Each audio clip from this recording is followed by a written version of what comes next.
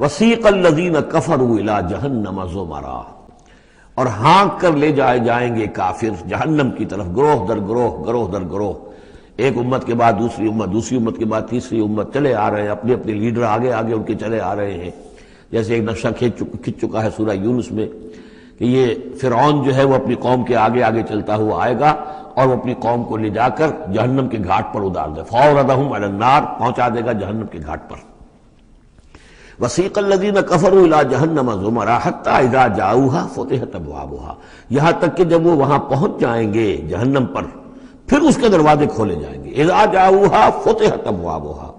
جیسے جیل کا معاملہ ہوتا ہے کہ اس کے دروازے کھلے نہیں ہوتے، بند ہوتے ہیں، البتہ جب قیدی آتے ہیں داخل ہونے کے لیے پھر دروازے کھلتے ہیں۔ وقال لهم خزنتها، اس جہنم کے جو داروغہ ہوں گے، جو وہاں پر فرشتے مامور ہوں گے، وہ کہیں گے ان سے الم یاتکم رسل منکم، کیا تمہارے پاس تم ہی میں سے رسول نہیں آئے تھے؟ یتلون علیکم آیات ربکم، تلاوت کرتے تھے تم پر اور سناتے تھے تمہیں تمہارے رب کی آیات، وَيُنذِرُونَكُمْ لِقَاءَ يَوْمِكُمْ هَٰذَا، اور تمہیں خبردار کرتے تھے تمہاری آج کے دن کی اس ملاقات سے۔ قالوا بلا، وہ کہیں گے کیوں نہیں، آئے تھے، ولیکن حقت کلمۃ العذاب علی الکافرین، لیکن یہ کہ یہ کافروں پر تو اللہ تعالیٰ کے عذاب کا حکم جو ہے وہ ثابت ہو کر رہا، یعنی انہوں نے انکار کیا، رد کیا،